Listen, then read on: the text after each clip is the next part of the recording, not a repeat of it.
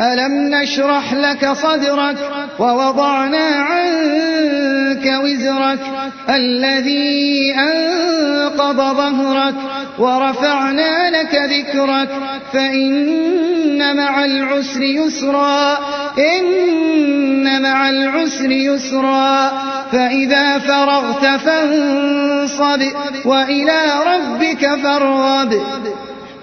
إذا وقعت الواقعة ليس لوقعتها كاذبة خافضة رافعة إذا رجت الأرض رجا وبست الجبال بسا فكانت هباء منبثا وكنتم أزواجا ثلاثة فأصحاب الميمنة ما أصحاب الميمنة وأصحاب المشأمة ما أصحاب المشأمة والسابقون السابقون أولئك المقربون في جنات النعيم ثلة من الأولين وقليل من الآخرين على سرر موضونة متكئين عليها متقابلين يطوف عليهم ولدان مخلدون بأكواب وأباريق وكأس من معين لا يصدعون عنها ولا ينزفون وفاكهة مما يتخيرون ولحم طير مما يشتهون وحور عين كأمثال اللؤلؤ المكنون جزاء بما كانوا يعملون لا يسمعون فيها لغوا ولا تأثيما إلا قيلا سلاما سلاما وأصحاب اليمين ما أصحاب اليمين في سدر مخضود وطلح منضود وظل ممدود وماء مسكوب وفاكهة كثيرة لا مقطوعة ولا ممنوعة وفرش مرفوعة إنا أنشأناهن إنشاء فجعلناهن أبكارا عربا أترابا لأصحاب اليمين ثلة من الأولين وثلة من الآخرين وأصحاب الشمال ما أصحاب الشمال في سموم وحميم وظل من يحموم لا بارد ولا كريم إنهم كانوا قبل ذلك مترفين وكانوا يصرون على الحنث العظيم وكانوا يقولون أئذا متنا وكنا ترابا وعظاما أئنا لمبعوثون أو آباؤنا الأولون قل إن الأولين والآخرين لمجموعون إلى ميقات يوم معلوم ثم إنكم أيها الضالون المكذبون لآكلون من شجر من زقوم فمالئون منها البطون فشاربون عليه من الحميم فشاربون شرب الهيم هذا نزلهم يوم الدين هذا نزلهم يوم الدين نحن خلقناكم فلولا تصدقون أفرأيتم ما تمنون أأنتم تخلقونه أم نحن الخالقون نحن قدرنا بينكم الموت وما نحن بمسبوقين على أن نبدل أمثالكم وننشئكم فيما لا تعلمون ولقد علمتم النشأة الأولى فلولا تذكرون أفرأيتم ما تحرثون أأنتم تزرعونه أم نحن الزارعون لو نشاء لجعلناه حطاما فظلتم تفكهون إنا لمغرمون بل نحن محرومون أفرأيتم الماء الذي تشربون أأنتم أنزلتموه من المزن أم نحن المنزلون لو نشاء جعلناه أجاجا فلولا تشكرون أفرأيتم النار التي تورون أأنتم أنشأتم شجرتها أم نحن المنشئون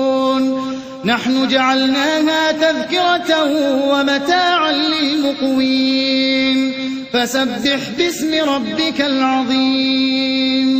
فلا أقسم بمواقع النجوم وإنه لقسم لو تعلمون عظيم إنه لقرآن كريم في كتاب مكنون لا يمسه إلا المطهرون تنزيل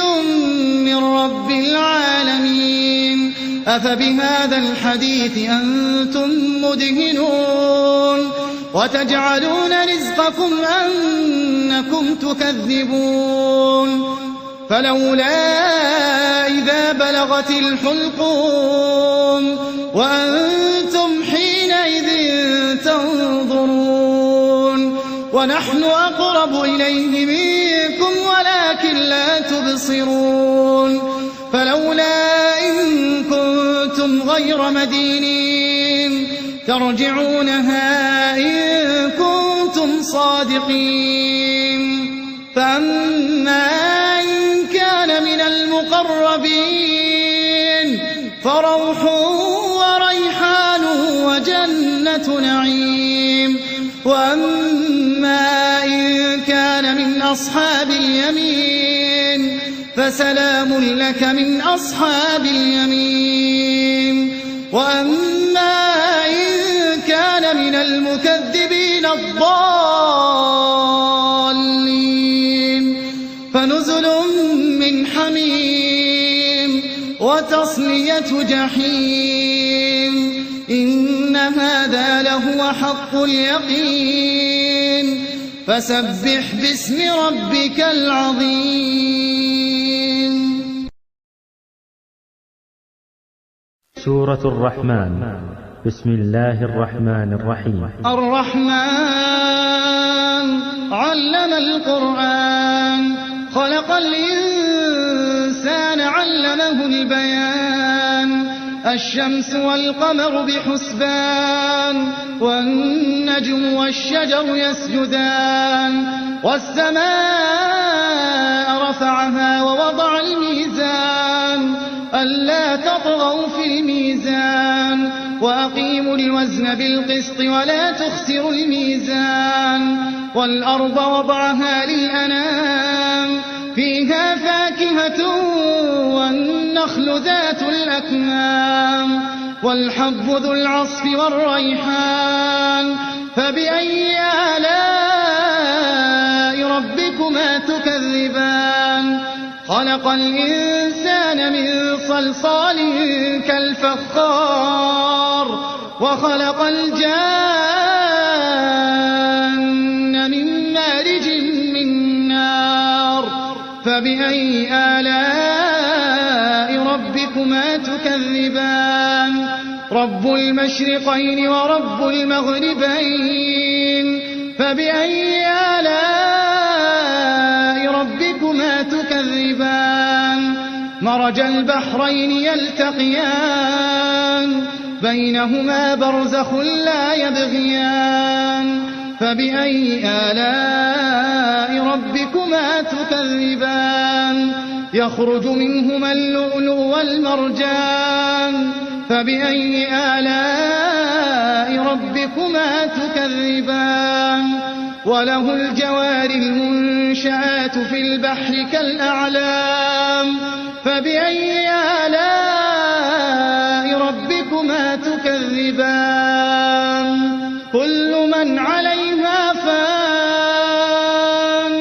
ويبقى وجه ربك ذو الجلال والإكرام فبأي آلاء ربكما تكذبان يسأله من في السماوات والأرض كل يوم هو في شأن فبأي آلاء ربكما تكذبان سنفرغ لكم أيها الثقلان فبأي آلاء ربكما تكذبان يا معشر الجن والإنس إن استطعتم أن تنفذوا من أقطار السماوات والأرض فانفذوا لا تنفذون إلا بسلطان فبأي آلاء ربكما تكذبان يرسل عليكما شواظ من نار ونحاس فلا تنتصران فبأي آلاء ربكما تكذبان فإذا انشقت السماء فكانت وردة كالدهان فبأي آلاء ربكما تكذبان فيومئذ لا يسأل عن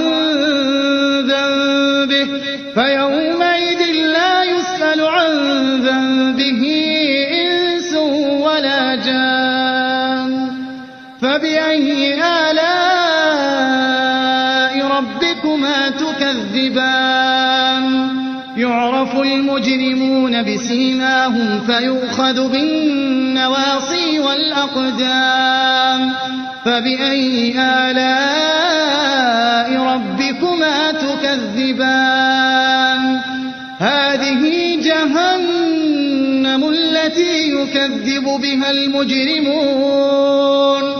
يطوفون بينها وبين حميم آن فبأي آلاء ربكما تكذبان ولمن خاف مقام ربه جنتان فبأي آلاء ربكما تكذبان ذواتا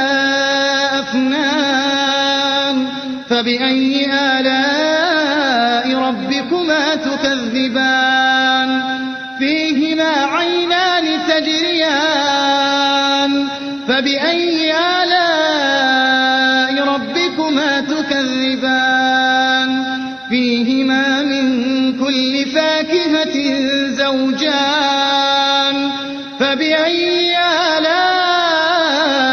ربكما تكذبان متكئين على فرش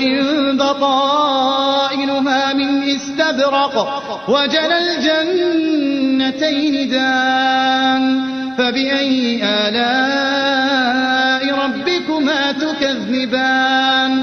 فيهن قاصرات الطرف لم يطمثهن إنس قبلهم ولا جان فبأي آلاء ربكما تكذبان كأنهن الياقوت والمرجان فبأي آلاء ربكما تكذبان هل جزاء الإحسان إلا الإحسان فبأي آلاء ربكما تكذبان ومن دونهما جنتان فبأي آلاء ربكما تكذبان مدهامتان فبأي فبأي آلاء ربكما تكذبان فيهما عينان نضاختان فبأي آلاء ربكما تكذبان فيهما فاكهة ونخل ورمان فبأي آلاء ربكما تكذبان فيهن خيرات حسان فبأي آلاء ربكما تكذبان حور مقصورات في الخيام فبأي آلاء ربكما تكذبان لم يطمثهن إنس قبلهم ولا جان فبأي آلاء ربكما تكذبان متكئين على رفرف خضر وعبقري حسان فبأي آلاء ربكما تكذبان تبارك اسم ربك ذي الجلال والإكرام.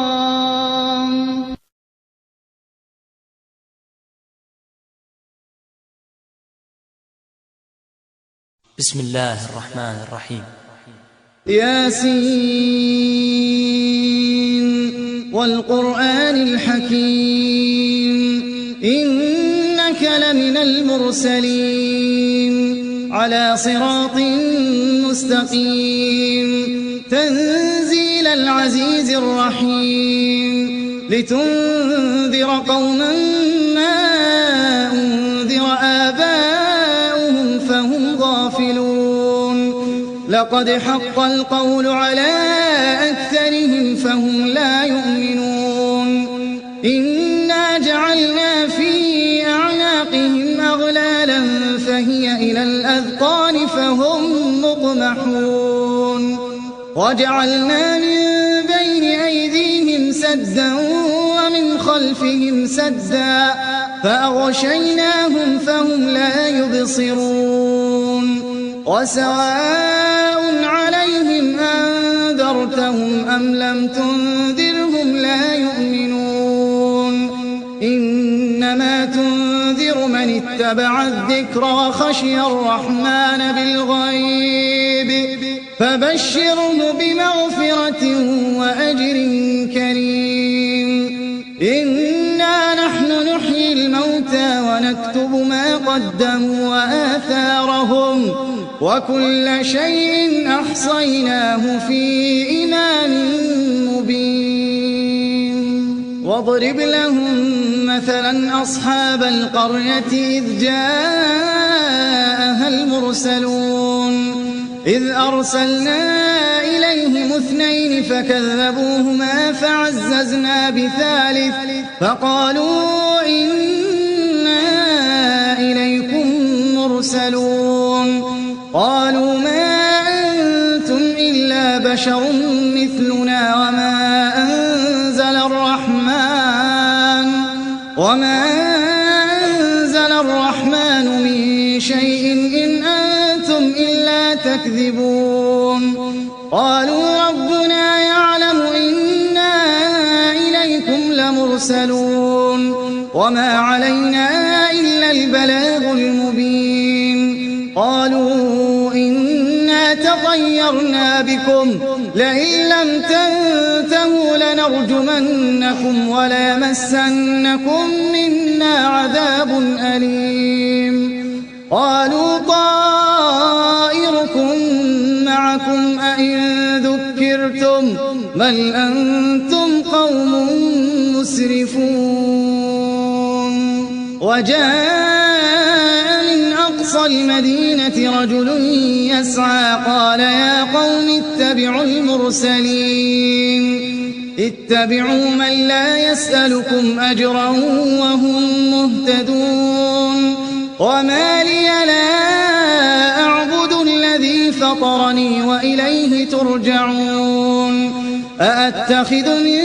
دونه آلهة إن يردني الرحمن بضر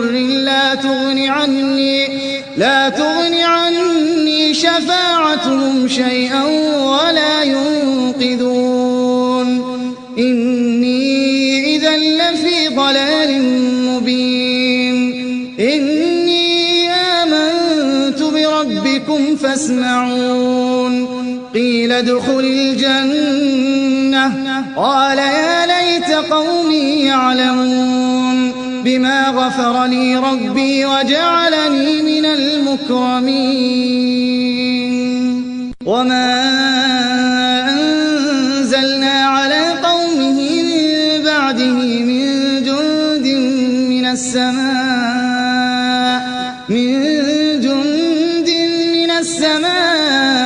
وما كنا منزلين إن كانت إلا صيحة واحدة فإذا هم خامدون يا حسرة على العباد ما يأتيهم من رسول إلا كانوا به يستهزئون ألم يروا كم أهلكنا قبلهم من القرون أنهم إليهم لا يرجعون وإن كل لما جميع لدينا محضرون وآية لهم الأرض الميتة أحييناها وأخرجنا منها حبا فمنه يأكلون وجعلنا فيها جنات من نخيل وأعناب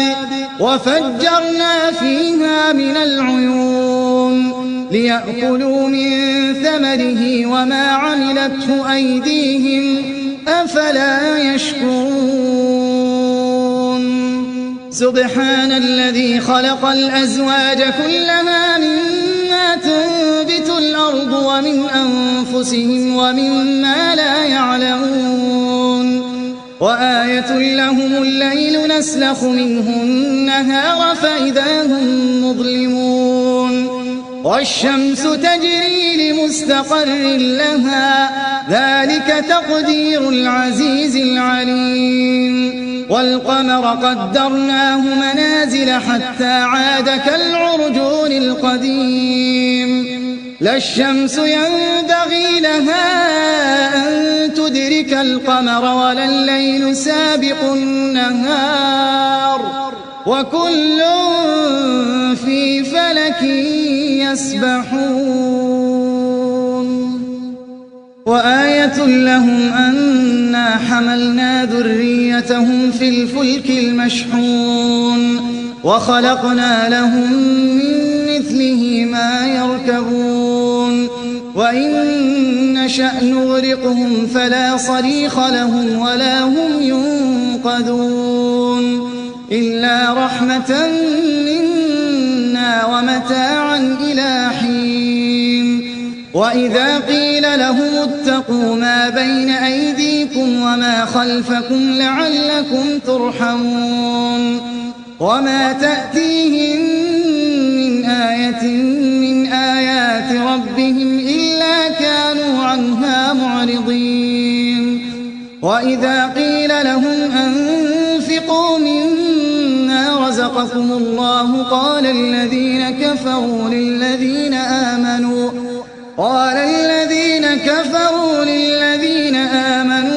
أنطعم من لو يشاء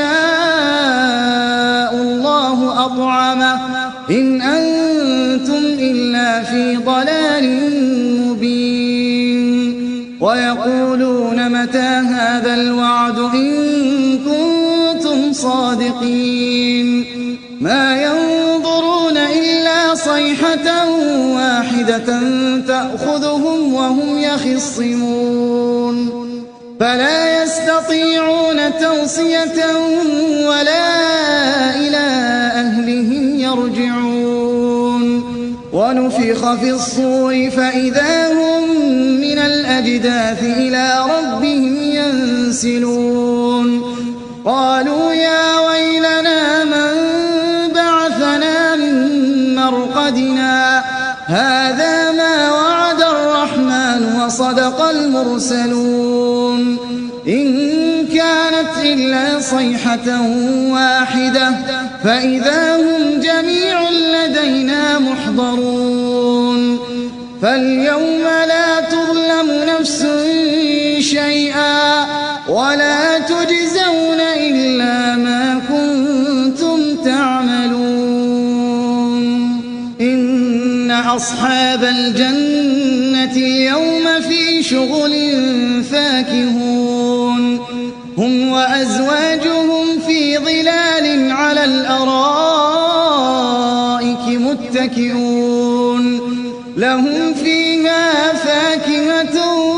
ولهم ما يدعون سلام قولا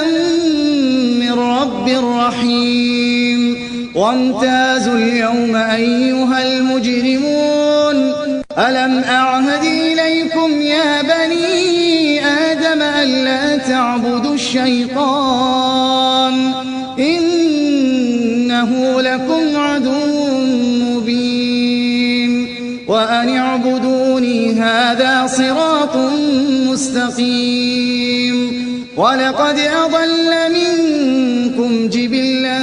كثيرا أفلم تكونوا تعقلون هذه جهنم التي كنتم توعدون اصلوها اليوم بما كنتم تكفرون اليوم نختم على أفواههم وتكلمنا أيديهم وتشهد أرجلهم بما كانوا يكسبون ولو نشاء لطمسنا على أعينهم فاستبقوا الصراط فأنى يبصرون ولو نشاء لمسخناهم على مكانتهم فما استطاعوا مضيا ولا يرجعون ومن نعمره ننكسه في الخلق أفلا يعقلون وما علمناه الشعر وما ينبغي له إن هو إلا ذكر وقرآن مبين لينذر من كان حيا ويحق القول على الكافرين أولم يروا أنا خلقنا لهم مما عملت أيدينا أنعاما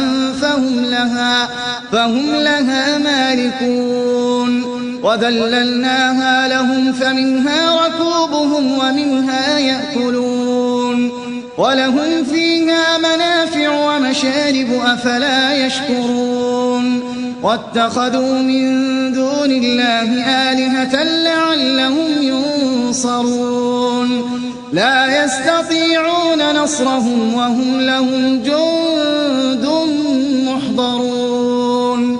فلا يحزنك قولهم إنا نعلم ما يسرون وما يعلنون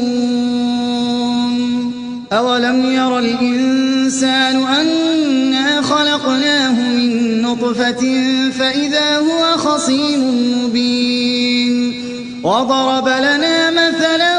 ونسي خلقه قال من يحيي العظام وهي رميم قل يحييها الذي أنشأها أول مرة وهو بكل خلق عليم الذي جعل لكم من الشجر الأخضر نارا فإذا أنتم منه توقدون أوليس الذي خلق السماوات والأرض بقادر على أن يخلق مثلهم بلى وهو الخلاق العليم إنما أمره إذا أراد شيئا أن يقول له كن فيكون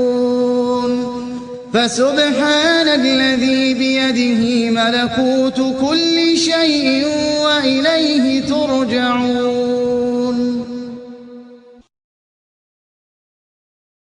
أعوذ بالله من الشيطان الرجيم. الله لا إله إلا هو الحي القيوم لا تأخذه سنة ولا نوم له ما في السماوات وما في الأرض من ذا الذي يشفع عنده إلا بإذنه يعلم ما بين أيديهم وما خلفهم ولا يحيطون بشيء من علمه إلا بما شاء وسع كرسيه السماوات والأرض ولا يئوده حفظهما وهو العلي العظيم.